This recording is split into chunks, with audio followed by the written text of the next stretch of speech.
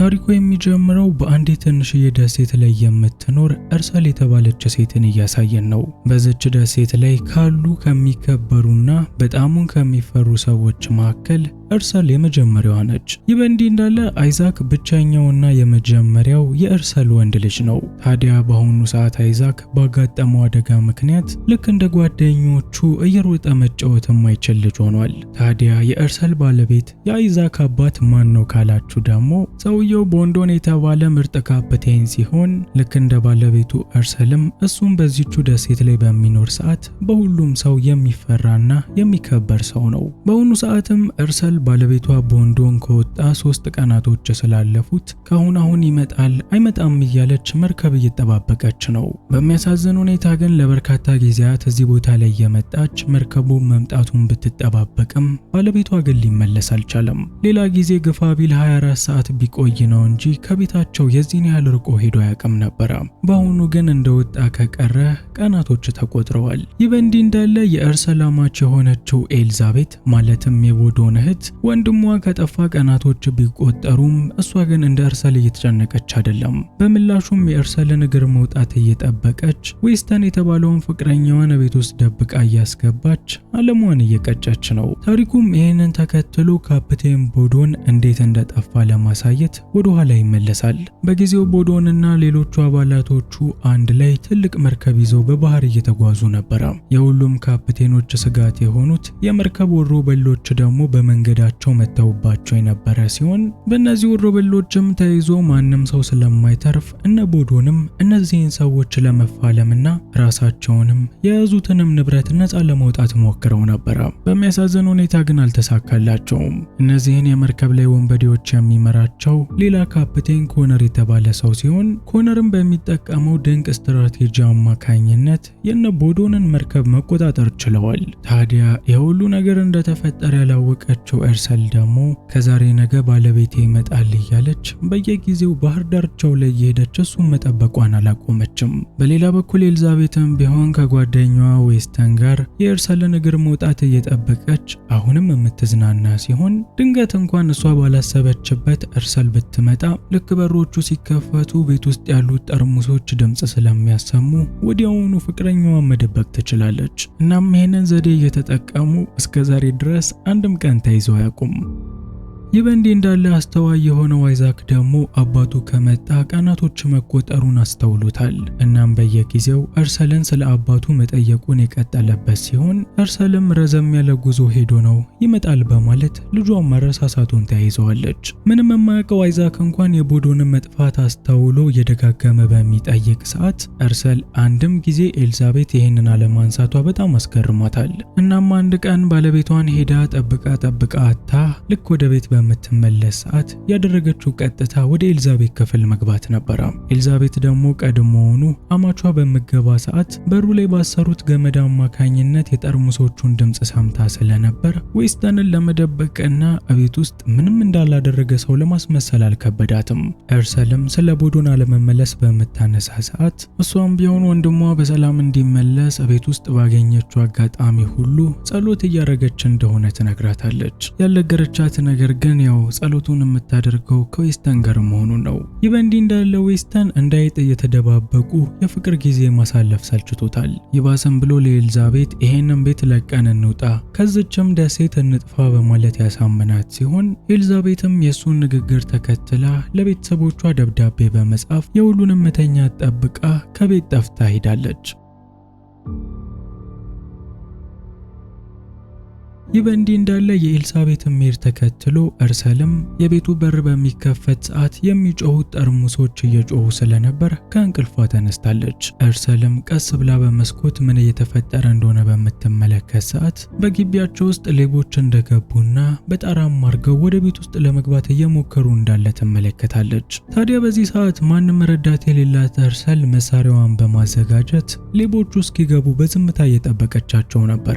ሌቦቹም በጣራው እንደገቡ ከሌቦቹ መካከል አንደኛውን መምታት የቻለች ሲሆን ሁለተኛውን ግን በተመሳሳይ ሁኔታ በጥይት መምታትም ማስቆምም አልቻለችም። ይሄ ሁለተኛው ሰው ስካውት ይባላል። ስካውት በከተማ ውስጥ እየተዘዋወረ በመዝረፍ የሚታወቅ ሌባ ሲሆን በአሁኑ ሰዓትም እርሰልን እየጠየቃት የሚገኘው ገንዘብና ገንዘብ ብቻ ነው። በአሁኑ ሰዓት ምንም ብር የሌላት እርሰል ደግሞ ያላትን ሳንቲም አውጥታ በመስጠት ስካውትን ቤቷን ለቆ እንዲወጣ ብትለምነውም ስካውት ግን ያገኘው ገንዘብ በቂ ነው ብሎ አያምንም። የምንፈልገውን ያህል ገንዘብ እስክናገኝም ከዚያ እንሄድም በማለት ይባስም ብሎ ሌሎቹን አባላቶቹንም አምጥቶ እዚሁ ቤት ውስጥ ቁጭ ብሎ ገንዘብ እስከሰጣቸው እየጠበቋት ነው። በሌላ በኩል ከቤት ለሊት ጠፍታ የወጣችው ኤልዛቤት ደግሞ ከጓደኛዋ ዌስተን ጋር ለመገናኘት የተስማሙበት ቦታ ላይ በምትደርስ ሰዓት ጓደኛዋ ዌስተንን ሞቶ ታገኘዋለች። ትዕይንቱ ሲቀየር በዚህ ደሴት ላይ የሚኖር ብራድሊ የተባለ ፓስተር እንተዋወቃለን። ይሄ ፓስተር የባህር ወንበዴዎች ወደዚህ መምጣታቸውን ተመልክቶ ለደሴቷ ነዋሪዎች በሙሉ ወደ ቤተክርስቲያን እንዲደበቁ የነገራቸው ሲሆን ስልጣን የወሰዱና ለዚች ደሴት ጠባቂ ናቸው የተባሉትን ሰዎች ደግሞ ወዲያውኑ መሳሪያቸውን እንዲታጠቁ ነግሯቸዋል። በሌላ በኩል ወደዚች ደሴት የመጡት ወንበዴዎች በኮነር የሚመሩት ናቸው። ኮነር እነዚህን ሰዎች ይዞ ዝች ደሴት ላይ የመጣበት ምክንያት የነ ካፕቴን ቦዶንን መርከብ በያዙ ሰዓት ሰውየው ብዙ ወርቅ እንዳለውና ይህንንም ወርቅ ያከማቸው በቤት ውስጥ እንደሆነ ይህም ያለበትን ቦታ ሚስቱ ታውቃለች ተብሎ ስለተነገረው ይህንን ወርቅ ለመውሰድ ነው። ምናልባት ዩቲዩብ ቪዲዮውን በተደጋጋሚ ስለሚያመጣላችሁ ሰብስክራይብ ያደረጋችሁ መስሏችሁ ይሆናል። እዚህ ጋር ለማየት እንደምትችሉት ከሆነ ግን የሚያዩት አብዛኛዎቹ ፐርሰንት ሰዎች በጭራሽ ሰብስክራይብ አላደረጉም። ቻናሉን ሰብስክራይብ ብታደርጉ ይበልጥ ታግዙናላችሁ። ላይክ እና ሰብስክራይብ ማድረጉ እንዳትረሱ። ይህ በእንዲህ እንዳለ ስካውት አሁንም ድረስ እርሰልን ገንዘብ አምጪ ብለው እያሰቃዩት ይገኛል። የሁሉ ሰዓትም እስካሁን ምንም የተለየ ገንዘብ ልትሰጣቸው ስላልቻለች በመጨረሻም ስካውት እርሰልን በገመድ አንጠልጥለው ሊገሏት ወስነዋል። ይህ በሚደረግ ሰዓት ደግሞ እርሰል ሁለት ጣቶቿን በአንገቷና በገመዱ መሃል በማስገባት በገመዱ ትንፋሿ ተቋርጦ ከመሞት ራሷን አድናለች። በምላሹም ወንበዴዎች ብቻ የሚናገሩትን ቋንቋ የተናገረች ሲሆን በዚህም ቋንቋ ስካውትን ከተናገረቻቸው በኋላ ህይወቷን ለማዳን ስትል ወዲያውኑ መፋለም ጀምራለች። በሌላ በኩል አይዛክ እነዚህ ሰዎች ወደዚህ ቤት እንደመጡ እናትየው ከቤቱ ስር የሚገኝ መደበቂያ ውስጥ አስቀምጣው ነበረ። ከስካውት ሰዎች መካከልም አንደኛው ልጁ በዛ ውስጥ እንደሚገኝ በተመለከተ ሰዓት ለጓደኛው እኔ እርሰልን ይዛታለሁ ልጁን ያዘው በማለት እርሰልን ለመያዝ ይሞክራል። በልጇ ቀልድ ማታውቀው እርሰልም የወንበዴዎቹን ቋንቋ መናገሯን የቀጠለች ሲሆን ይህንንም አይዛክ እንያዘው የሚለውን ሐሳብ ያመጣውን ወንበዴ በመያዝ በመጀመሪያ ከእግሮቹ መሃል በቢላ በመቁረጥ በመጨረሻም ስለቱን ባናቱ ላይ አስገብታ እዛው ቦታ ላይ ገላግለዋለች። የጓደኛውን አሰቃቂ አሟሟት የተመለከተው አጋሩ ደግሞ እርሰልን ይዟት በመስኮት ዘሎ የወጣ ሲሆን የጓደኛውንም ደም ለመበቀል እርሰልን በቢላ ይወጋታል። ምንም እንኳን በቢላ ለመውጋት ቅድሚያውን ወንበዴው ቢወስድም መጨረሻ ላይ ግን በአጥንት የወጋጋቸውና የገደለችው የአሸናፊነቱንም ቦታ የወሰደችው እርሰል ነች።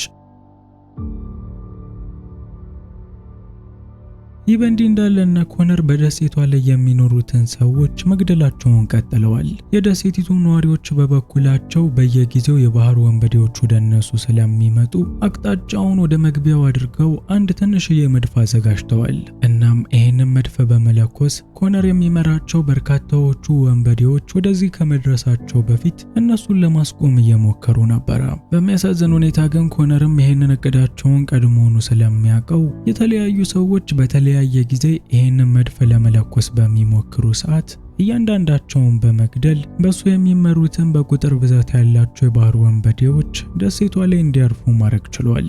ኮነርም ደሴቷን ከተቆጣጠሩ በኋላ ያደረጉት የመጀመሪያ ነገር የመግቢያው ተቆጣጣሪ የሆነውን ሰውዬ የቦዶውን ቤት የት እንደሆነ መጠየቅ ነበረ።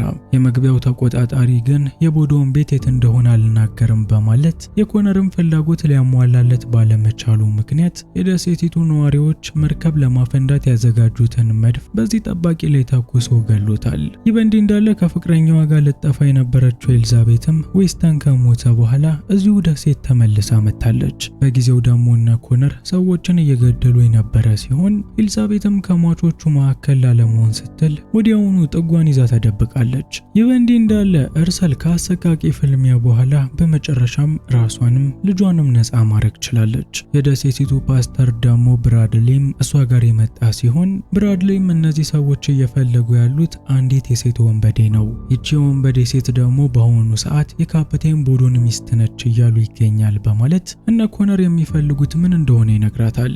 እርሰልም እሱ ይሄንን ባይነግራትም ሰዎቹ እሷን ፈለጋ እንደመጡ አስቀድማ ታውቃለች። ይልቁንም ለፓስተሩ ልጇን ይዞላት ወደ ጫካው እንዲሸሽ ከዛም ምልክት ያለበት ዛፍ ጋር እንዲጠብቃት ነግረዋለች። በምላሹ እሷ ደግሞ ደብዳቤ አስቀምጣ ከፍቅረኛዋ ጋር ለመጥፋት የሄደችውን የባለቤቷን እህት ኤልዛቤትን ለመፈለግ ወጥታለች።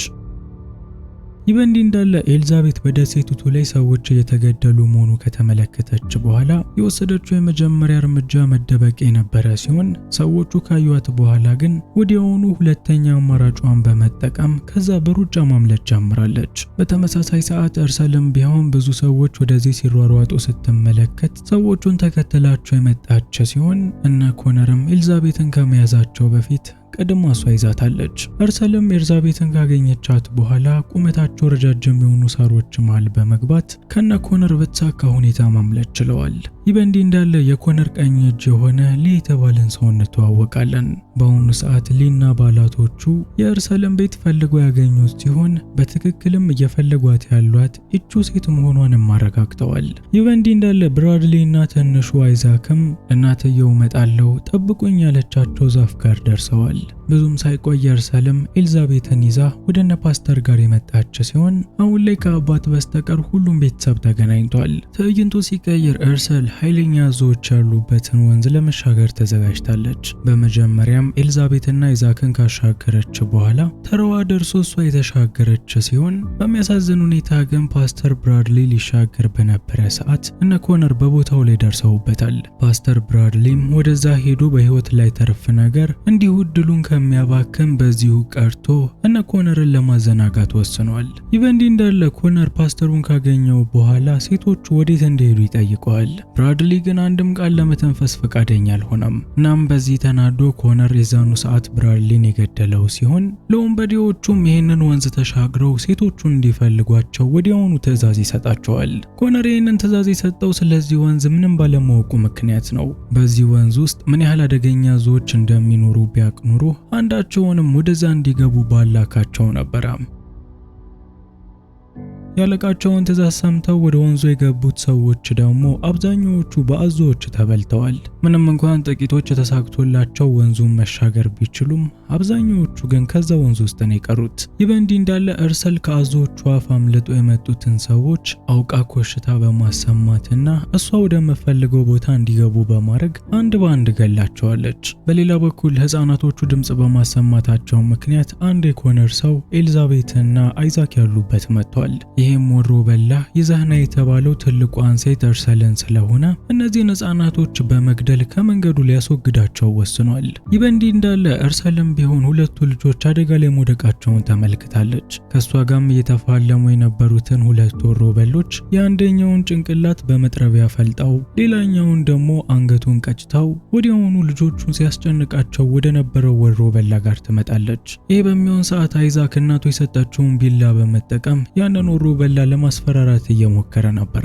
እርሰል ደግሞ ወዲያውኑ በቦታው ላይ በመድረስ ይህንን ወሮ በላ እስከመጨረሻው ያሰናበተችው ሲሆን ልጆቹንም ወዲያውኑ ደህንነታቸው ወደሚጠበቅበት ቦታ መውሰድ ጀምራለች። ይህ በእንዲህ እንዳለ ኮነርና እርሰል ከዚህ በፊት በነበረ ህይወታቸው በደንብ የሚተዋወቁ ይመስላል። ምን ያህል ደረቅ እንደሆንሽ ጠንቅቄ አውቃለሁ። ከአንቺ ጋር ተፋልሞ ለማሸነፍም ምን ያህል አስቸጋሪ እንደሆነ አውቃለሁ። እናም ብለድ ሜሪ ሆይ የምትናፍቂው የምትወጂው ቦዶን በእጃችን ይገኛል። ከአንቺ ደግሞ ምን እንደምንፈልግ ታውቂያለሽ። እጅሽ ላይ የሚገኙትን ወርቆች በሙሉ ይዘሽ መመጪ ከሆነ ቦዶንን በህይወት እንሰጥሻለን በማለት በተባለው ሰዓት ወርቆቹን ይዛ መታ የምታስረክብ ከሆነ ቦዶንን በህይወት እንደሚሰጣት ቃል ገብቷል። እርሰልም ቢሆን በሐሳቡ መስማማቷን በጩኸት ያሳወቀችው ሲሆን ወዲያውኑ ልጆቿንም ይዛ ወደ አንድ ዋሻ ውስጥ ገብታለች።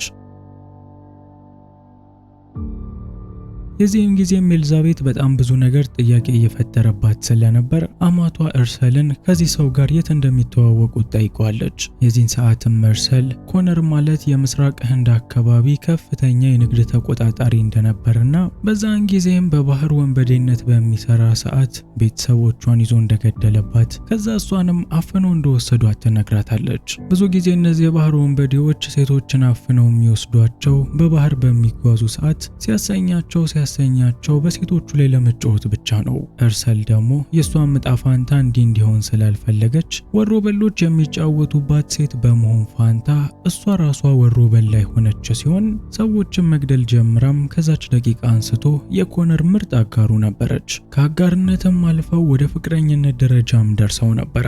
እናም እነዛ ሌቦች ቤቷ ውስጥ መጥተው ወሮ በሎች ብቻ የሚያውቁትን ቋንቋ ሲነጋገሩ እርሰልም የነሱን ቋንቋ ለመናገር የቻለችው በዚሁ ምክንያት ነው። አሁን ላይ የሷን ስም ቢጠራ ማያቅ አንድም ወንበዴ አይኖርም። ታዲያ ወንበዴዎቹ የሚያውቁት ስም ግን እርሰል የሚለውን ሳይሆን ብለዲ ሜሪ በሚል ስሟ ነው የሚያውቋት። እናም እርሰል ኤልዛቤት ጥያቄ የፈጠረባትን ሁሉንም ነገር በግልጽ የነገረቻት ሲሆን በአሁኑ ሰዓት ደግሞ ኮነር እሷን እያሳደዳት የሚገኘው ይህንን ወርቅ ያኔ አብረው በሚሰሩ ሰዓት ዘርፈው ጠፍታ ስለነበር ነው። በእርግጠኝነት ይህንን ወርቅ ብሰጣቸውም ቦዶንን በህይወት አይለቁትም፣ ሁላችንንም እንደሚገሉን አውቃለሁ። ለዚህ ወርቁንም አልሰጣቸውም። በምላሹ እያንዳንዳቸውን በወጥመድ ይዤ ገላቸዋለሁኝ በማለት ለኤልዛቤት ቀጣዩ ዕቅዷ ኮነርን ጨምሮ እያንዳንዱን ሰዎቹ ማጥፋት እንደሆነ ትነግራታለች።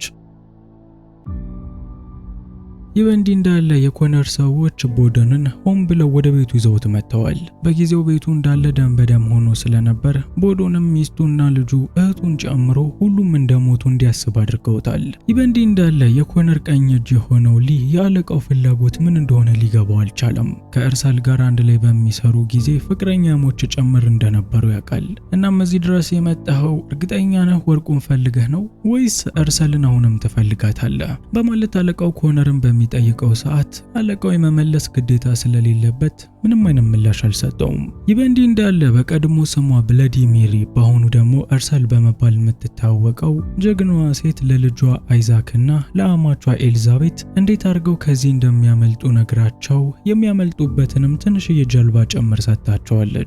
በምላሹ እሷ ደግሞ እነ ኮነር የሚገኙበት ቦታ ድረስ የመጣች ሲሆን ከሰዎቹ መካከልም አንዳቸውም እንኳን እሷን ማየት ሳይችሉ በተለያየ ቦታ ላይ የፈንጂ ወጥመዶችን አጥምዳ በተወሰኑ ቦታዎች ላይ ደግሞ የቀስት ወጥመዶችን አስቀምጣለች። ቀጥላም እርሰል በብዙ ፍለጋ የምትወደው ቦዶን ባለቤቷ የታሰረበትን ያገኘችው ሲሆን ወደ ቦዶን ጋር በምትሄድ ሰዓትም ቦዶን በጣም ተስፋ ቆርጦ ነበረ። ለዚህ ምክንያቱ ደግሞ ደሙን ባየ ሰዓት ሙሉ ቤተሰቦቹ እንደሞቱበት ስላመነ ነው። በተጨማሪም ኮነርና ሰዎቹ እርሰል የሱ ፍቅረኛ እንደነበረች አስወርተው ስለነበር በእነዚህ ምክንያቶች ልቡ ተሰብሮ ከዚህ የማምለጥን ፍላጎት አልነበረውም። እርሰል ግን ወደሱ እንደደረሰች ሁሉንም ነገር ያደረገችው በህይወት ለመትረፍ ስትል እንደነበርና ለኮነር የሚሆን ከልቧ ምንም ቦታ እንደሌላት ጭራሹኑ እንደማትወደው ተነግሯለች። እርሰልም በምችለው መጠን ባለቤቷ ቦንዶን ለማስረዳት ከሞከረች በኋላ እና ኮነር እሷ ወደዚህ መምጣቷን አውቀውባት ስለነበር ወዲያውኑ ከዛ ጉድጓድ በመውጣት ከነሱ ጋር መፋለም ጀምራለች። ታዲያ ፍልሚያውን ስታደርግ የነበረው እጅ በእጅ አይደለም። በየቦታው ላይ አጥምዳቸው የነበሩትን ፈንጂዎች አንድ በአንድ ሰዎች ስራቸው በሚገቡ ሰዓት እያፈነዳቻቸው የነበረ ሲሆን በዚህም ዘዴ አብዛኛዎቹን የኮነርን ሰዎች ገላቸዋለች። ይህ በእንዲህ እንዳለ ቦዶንም ቢሆን ከእርሰል ጎን በመቆም የኮነርን ሰዎች እየገደለ ሲፋለም ነበረ። በሚያሳዝን ሁኔታ ግን እድል ሳይቀናው ቀንቶ በጩቤ ተወጋ ሲሆን እርሰልም አይኗ እያየ የቦዶን ህይወት ፊት ለፊቱ አልፏል። በዚህ የተደሰተው ኮነር ደግሞ የዛኑ ሰዓት ወደ እርሰል ጋር በመምጣት በጉልበት ይዟት እየተጠጋት ልክ እንደሚሰማትም ሰው እየመሰለ በፍጹም እሷን ሊተዋት እንደማይችል ይናገራል። በሌላ በኩል የባለቤቷ መሞት ልቧን የሰበረው እርሰል ደግሞ ቀደም ሲል ካጠመደቻቸው ፈንጂዎች የመጨረሻው የነበረውንና በውሃ ማውጫው ጉድጓድ ላይ አጥምደው የነበረውን ፈንጂ በማፈንዳት በፍንዳታው ምክንያት የተፈጠረውን ግርግር በመጠቀም ከዓይናቸው ተሰውራለች። ትዕይንቱ ሲቀየር እርሰል ያዘጋጀችውን ምሽግ በመጠቀም ኤልዛቤትና አይዛክ የሚገኙበት የመጣች ሲሆን ኮነርና ሊ ደግሞ ወርቅ ይገኝበታል የተባለውን ሳጥን ከፍተውት ባዶ መሆኑን በተመሳሳይ ሰዓት ተመልክተዋል። በዚህ በጣም የተበሳጨው ሊ ደግሞ የሁሉ ጥፋት ያንተ ነው በማለት ኮነርን ሴት ሲያሳድድ ወርቁን አስመልጠናል በማለት በሁሉም ሰው ፊት ይወቅሰዋል። ማንም በዚህ ልክ ተናግሮት ማያውቀው ኮነር ደግሞ የዛኑ ሰዓት ሊን በሁለት ጥይት ብሎ የደፋው ሲሆን ለተቀሩትም ይችን ሴት ፈልጎ ላመጣልኝ እስከዛሬ ማንም አግኝቶ ማያውቀውን ሽልማት ተሸልማለሁ፣ ከዚህ በፊትም አይቶት ማያውቀውን ነፃነት እሰጣለሁኝ በማለት እያንዳንዱን ወንበዴዎች እርሰልን በመፈለግ ላይ እንዲሰማሩ አድርጓቸዋል። በዚህ መሰረት ሰዎቹ በተለያየ አቅጣጫ ተበታትነው እርሰልን መፈለግ የጀመሩ ሲሆን በፈለጋቸው መሃል ግን አንዳቸው ለአንዳቸው ምንም አይነት መረጃ አይናገሩም። ምክንያቱም የሚሸለመው አንድ ሰው ስለሆነ ሁሉም ለመሸለም በመፈለጋቸው ምክንያት በመካከላቸው ምንም አይነት የመረጃ መለዋወጥ የለም። በዚህም መሰረት ስካውተር ያዋጡኛል ያላቸውን ሰዎች መልምሎ በማምጣት እርሰል ይገኙበታል ብሎ ያሰበው ዋሻ ውስጥ የመጣ ሲሆን ግምቱም ትክክል ሆኖ በዚህ ቦታ ላይ ከእርሰል ጋር ተገናኝቷል። በቦታው ላይም የስካውተር ሰዎች ከእርሰል ጋር ሲተኳኮሱ የሰሙት ሌሎቹም ሰዎች ወደዛው ቦታ የመጡ ሲሆን በቦታው ላይም ኃይለኛ የተኩስ ልውውጥ መደረግ ጀምሯል። ታዲያ ስካውተር በሚሆን ሰዓት አይዛክና ኤልዛቤት የሚገኙበት ቦታ ላይ መጥቶ ነበረ።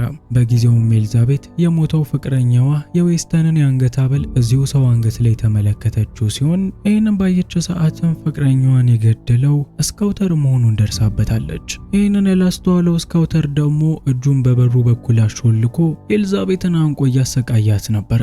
የዚህን ጊዜም አይዛክ እናቱ የሰጠችውን ቢላ በመጠቀም የስካውተርን እጅ ቆርጦ ያስለቀቀው ሲሆን አጋጣሚውን በመጠቀምም ከኤልዛቤት ጋር ከቦታው በሩጫ አምልጠዋል። ምንም እንኳን አይዛክ በሚችለው አቅም ቢላውን ለመጠቀም ቢሞክርም ስካውተር ላይ ግን ይሄ ነው የሚባል ጉዳት አላመጣበትም። በዚህም ምክንያት ስካውተር ተከትሏቸው ኤልዛቤትን የያዛት ሲሆን የእሷ አንገት ላይ የሚገኘው ተመሳሳይ ሐብልም በእሷ አንገት ላይ መኖሩን ይመለከታል። ይህንን ካወቀም በኋላ በኤልዛቤት ፍቅረኛ እያሾፈ በሚጎትታት ሰዓት ኤልዛቤትም አማቿ እርሰል ካስቀመጠቻቸው ወጥመዶች መካከል አንደኛውን በሚጎትት ሰዓት ፈጣን ቀስት ተተኩሶ ስካውተርን ከግድግዳው ጋር አጣብቆታል። ኤልዛቤትም ወዲያውኑ የሞተውን ፍቅረኛዋ የዌስተንን የአንገት ሐብል ከአስቀያሚው ከስካውተር አንገት ላይ በማውለቅ ከአይዛክ ጋር መንገዳቸውን ቀጥለዋል። ይህ በእንዲህ እንዳለ በእርሰልና በነ ኮነር መሃል ሲደረግ የነበረው ፍልሚያ ወደ መገባደጃው ደርሷል። ወደ መገባደጃው የደረሰበት ምክንያት ደግሞ እርሰል የኮነርን ሰዎች በሙሉ ገላ ጨርሳ በመጨረሻም የቀረው ኮነር ብቻ በመሆኑ ምክንያት ነው። በጊዜውም ኮነር እኔና አንቺ እንዲለይልን የመጨረሻ ፍልሚያችንን እጅ በእጅ እናድርግ በማለት እርሰልን ከዚህ እንድትወጣና በማማው ላይ ከሱ ጋር እንድትፋለም ጋብዟታል። ይህ በሚሆን ሰዓት ደግሞ ኤልዛቤትና አይዛክ ልክ እርሰል እንደነገረቻቸው ትንሿን ጀልባ ይዘው ለማምለጥ እየሞከሩ ነበረ። ሊያመልጡ እየተዘጋጁ በነበረበት ሰዓትም በመፋለሚያ ማማው ላይ የተለኮሰውን ችቦ ተመልክተዋል።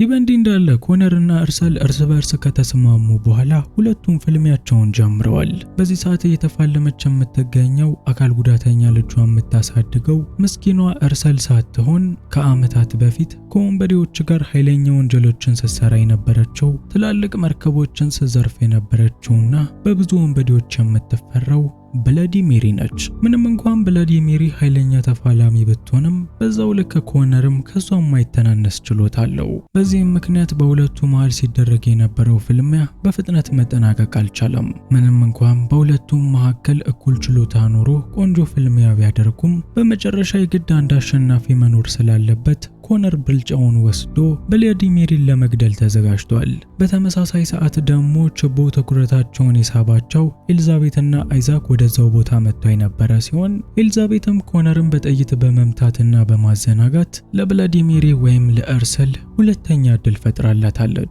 ታዲያ እንዲህ አይነቱን አጋጣሚ በቀላሉ እንደማታገኝ የምታውቀው ብለዲ ሜሪ ወይም እርሰል የዛኑ ሰዓት መዘናጋቱን በመጠቀም ኮነርን ገለዋለች። ምንም እንኳን ጊዜ ቢወስድባቸውም የአየር ኃይሎችም በደሴቱ ላይ ችግር እንደተፈጠረ ደርሰውበት በመጨረሻም ወደ ቦታው ላይ በመምጣት ለነ እርሰልና በህይወት ለተረፉት ሰዎች በሙሉ እርዳታ አድርገውላቸዋል። ጀግናዋ ብላዲሚር ወይም እርሰል ደግሞ ምንም እንኳን የምትወደው ባለቤቷ ቦዶን ቢሞትም የሁሉ ችግር ያመጣባቸውን የኮነርን ወርቅ ግን በዚህ ሁሉ ፈተና ውስጥ በሚያልፉ ሰዓት ራሱ ደህንነቱ በተጠበቀ ቦታ ላይ ደብቀው ነበር። ከዚህ በኋላ ያለውን ህይወታቸውንም እንዲመሩበት ያስችላቸዋል።